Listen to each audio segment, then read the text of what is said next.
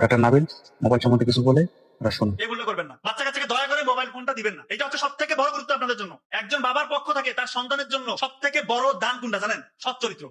এবং রাসূলুল্লাহ সাল্লাল্লাহু আলাইহি ওয়াসাল্লাম বলতেছেন যে তোমাদের প্রত্যেক সন্তান এবং পরিবারের সদস্য এরা হচ্ছে তোমাদের অধীনস্থ এবং তোমরা হচ্ছে প্রত্যেক পরিবারের নেতা, এবং তোমাদের অধীনস্থদের ব্যাপারে তোমাদেরকে জিজ্ঞাসা করা হবে। তার মানে আপনাদের অধীনস্থ যেহেতু আপনাদের সন্তান, সে যদি বিপথে কুপথে যায় এর কিন্তু জবাব আপনাকে দিতে হবে। এই জন্য সব থেকে বড় যে চ্যালেঞ্জটা আমি মনে করি, ছোটবেলায় আমরা ভুলটা করি, এই যে মোবাইলের ইন্টারনেটের সাথে তাকে একটা কানেকশন আমরা দিয়ে দিই। প্রথমে দিয়ে দিচ্ছি কার্টুন, এরপরে সে ইচ্ছে মতো যখন একটু বড় হচ্ছে সে ব্রাউজিংটা শিখে নিচ্ছে। ইন্টারনেটের সাথে যখন সে পরিচিত হয়ে যাচ্ছে তখন সে অযাচিত জিনিসগুলো তার না চাইতেও সে তার চোখের সামনে চলে আসতেছে। আপনার অগোচরে সে ওটার সাথে অভ্যস্ত হয়ে যাচ্ছে এবং তার ব্রেইন থেকে ডোপামিন রিলিজ হওয়া শুরু হয়। ডোপামিন, এই যে নেশা ঢোকাই দিলেন আপনি বাবা, এমন নেশা ঢোকাইলেন চাইলেও আর ওই ছেলে বের হতে পারবে না। প্রথমে গোপনে করবে সব। আপনার অগোচরে সে মোবাইল থেকে যত ডোপামিন বের করার স্কোপ আছে, সেটা ভিডিও হোক, জুয়া হোক, খারাপ যে কোনো পন্থা হোক, যে কোনো আনইউজুয়াল জিনিস থেকে, যে কোনো খারাপ পন্থা, যতগুলো খারাপ কাজ দুনিয়াতে আছে, এগুলো যখন আপনি করবেন আপনার ডোপামিন বেশি বেশি রিলিজ হবে। আর ডোপামিন যখন একবার আপনার ব্রেন থেকে রিলিজ হওয়া শুরু হবে, আপনি যখন এটার সাথে অভ্যস্ত হয়ে যাবেন তখন আর আপনার ভালো কাজে ভালো লাগবে না। ওই সন্তান দেখবেন বাবা মার সাথে গল্প করতে ভালো লাগবে না, তার লেখাপড়া করতে ভালো লাগবে না, আল্লাহর সাথে যে কানেকশনের ব্যাপার, শেষ দায় গিয়ে যে একটু কান্নাকাটি করবে, ওইটা তার ভালো লাগবে না। কারণ তার হাই ডোপামিন রিলিজ দরকার। হাই ডোপামিন কোথায় রিলিজ হবে? ওই যে মোবাইলে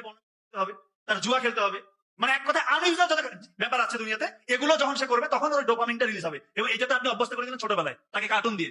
এগুলো করবেন না। বাচ্চা কাচ্চাকে দয়া করে মোবাইল ফোনটা দিবেন না।